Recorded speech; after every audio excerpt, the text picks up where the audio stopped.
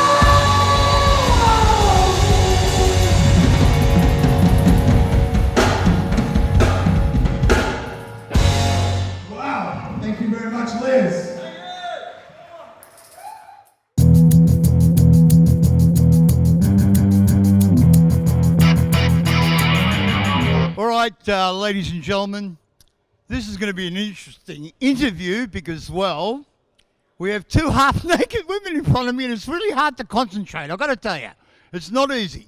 But this man here gets up and performs every week with 3 women, don't you? 3? Sometimes 6 women. I can't meet one, he's got 6. How lucky is this man? And can you give us a bit of, I mean, we know about your band, but if anyone hasn't heard of you, tell them, what's the name of the band? Let everyone know. The band's called the Alex Taylor Experience. We pretty much do a retro 1960s go-go girl type show, and we cover all the songs of the mid to late 60s and early 70s. And you also go to Asia and you play live in Asia. So I can imagine what it's like for you going there and meeting beautiful young women, of course, you know, it happens, doesn't it? So how long have you two known each other? We've known each other about 4 years, And this lady? about 12 months. So they're your permanent backing dancers? Yes, they're my permanent girls, but I do have other girls. Did you like that, guys? I do have other girls. Hey, not bad. So, is there any questions out there that you guys would like to ask a rock and roll entertainer? Anybody? Got any questions? No? Favorite song to cover? That's a good one. Well, you'll probably hear later on in the program, you'll hear us play a version of Gloria by Van Morrison. That is a very, very popular song, and I like playing that one. He lives in Asia half the time, so I'm sure he's having a wonderful life anyway. Now, when you perform, what does the Asian crowd look forward to? Because us being Aussies, we look forward to hearing our favourite old classics. When you're over there, what do they look forward to? Interestingly, in Southeast Asia, they actually do love 60s music. They love it, and the British invasion music and that early Rolling Stones and early Beatles, Chuck Berry type things. Asians love that music, you know. Yeah, they really do love it, and they play it very well. And when you play, of course, everyone goes there because you're an Australian artist in Asia doing classics. I mean, you go out in Melbourne, you expect that, don't you? Hear a band playing classics, but a man travelling over the other side of the world to go and play live, it must be interesting. I mean, for instance, this lovely lady here, how did you get her to be one of your dancers? One of my regular girls called in sick, and I rang a friend, and they put me on to Harley Rose, and Is that your name? this Harley is Rose? this is history. Did you hear that, guys? Her name is Harley Rose. What an excellent name. Harley Rose. Her middle name is Davidson, so it's Harley Davidson Rose. Harley Davidson Rose. Oh, my God. Was your father a biker? He wasn't. He wasn't? I think he liked motorbikes. He liked motorbikes. There's nothing wrong with that. So what do you look forward to when you come up and play live in front of a crowd? Oh, I'm a professional dancer, so I just love, being with music. I can dance to any beat, any song. I just love the performance experience, really. She's got it in her heart. She's got it in her veins. She feels it. She lives the dream. That's what you're doing, aren't you? And unfortunately, you're stuck with this guy, but, he's all right. I mean, he only travels the world and plays around the world, so. And what about you, darling? We want to hear about you.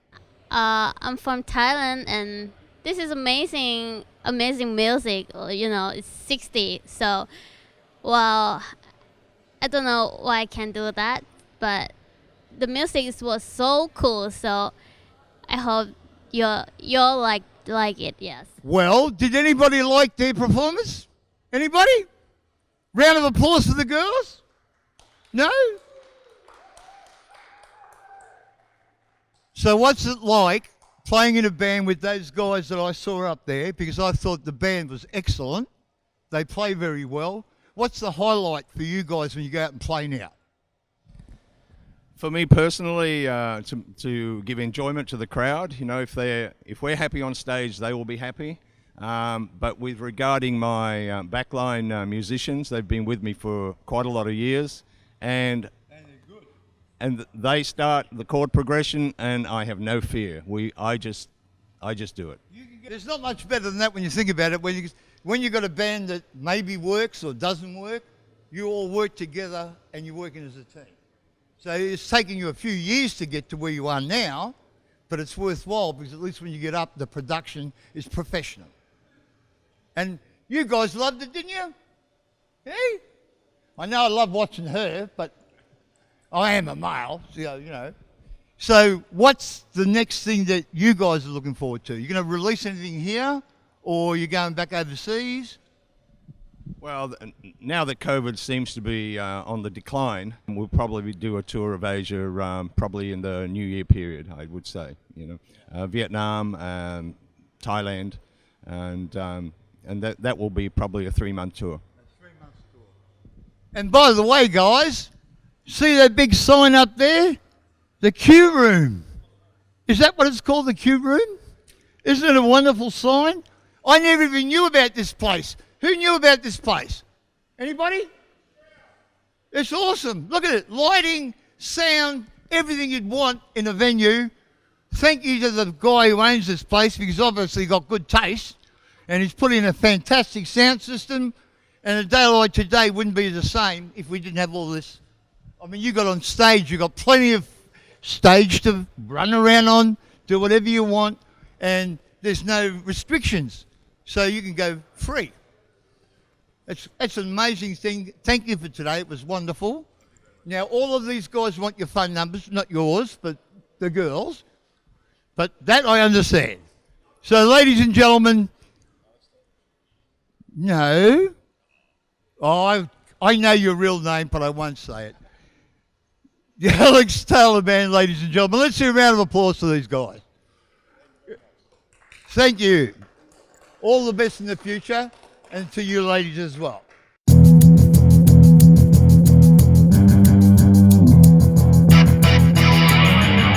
All right, we're back, and we've just watched young Nat Alison do an amazing acoustic show and originals too, 2 of her songs, straight out of her diary, I'm guessing. Exactly right. Exactly.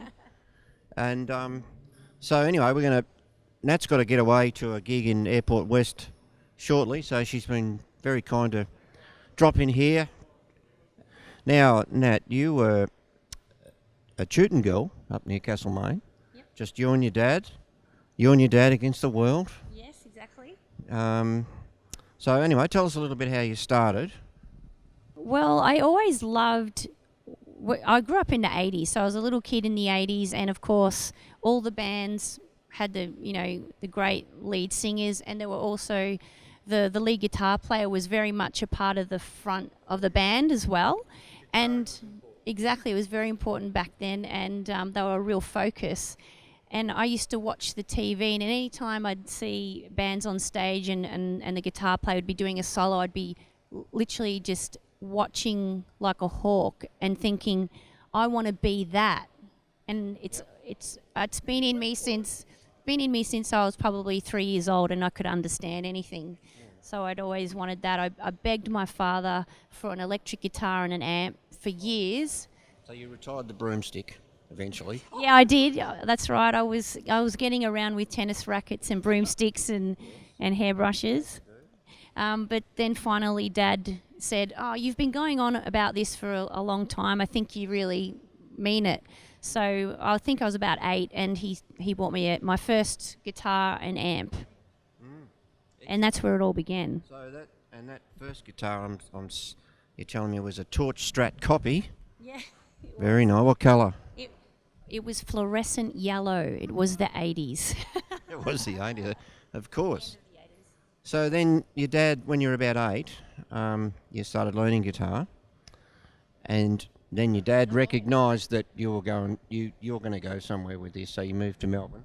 Yep. Yeah, Dad kind of saw that I was doing really well on the guitar and singing was kind of coming along as well, and he thought, we better move to Melbourne so that you have more opportunities. Yeah, so... You went from the country to Melbourne just so you could play. Yep, he was a pretty amazing dad. What about this, Uncle Wes? Fronting bands at 13. If you don't mind, umpire, yes. So anyway. Yeah, all the guys in the band were in their mid-30s, and I was fronting the band, and our first residency was at the Edinburgh Castle on a Friday night in Brunswick. So we're there every week. I was rehearsing at least once a week, going to school. And Dad was at all the gigs, obviously. Yeah, exactly. Making sure I was okay, and he was managing the band as well and getting us gigs, and he was just very hands-on. He loved it. You have been playing for how long? 20-something years. 20. And you could virtually get up and play As with in full anyone, time. anytime, because you know how to play guitar, obviously. You know how to sing. So you could jump on the wagon and get with any other band, but you're not. You're doing your own thing. And I think that's the best thing you could ever do on the planet, because if you bring out someone else's stuff, you're doing everyone else's stuff. But I haven't heard your music before, and it's impressed me. It really has. And I hope much success for you, because you deserve it. If you did it from 8 years old, I mean, you've devoted your life to music. That's amazing. Anyway, I have. the big thing, what about this, just when you thought you've heard it all, now, not only does Nat, well, the singer-songwriter, fronting her band, can we talk about Susie? Yeah, absolutely. Nat plays in Susie Quattro's band. Now, when Susie tours, Nat puts the band together. Oh, wow. And Nat,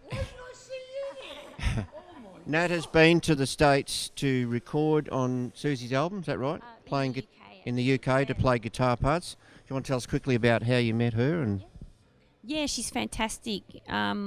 She's like you said, she's no bullshit. She just wants to get up there and put on the best show she can. She's polite and she's direct, and she just wants people to leave happy, and it's really quite inspirational to watch. oh, well, look, that's been an absolute pleasure and an incredibly professional show, Nat. Absolutely. It really cuts it. Guitar sounded awesome out here. And always impresses me when someone your age gets the old stuff. You actually you get it, you know. And I love it. that It's my favourite stuff. that impresses me. So anyway, big hand for Nat if you could, guys and girls out there, and we'll see more of her for sure. And check out Nat's website. What's the website? natalison.com. All right. So you've heard it here first, girls and boys. Thank you again, Dale. Thanks, guys.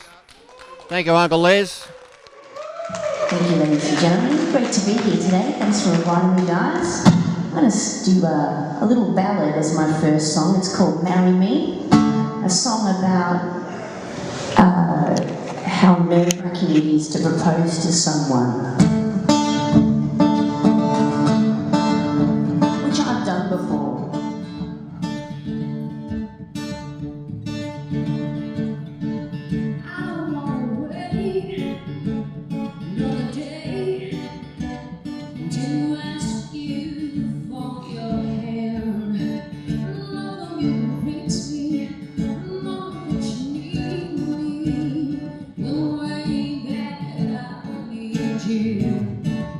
Feel the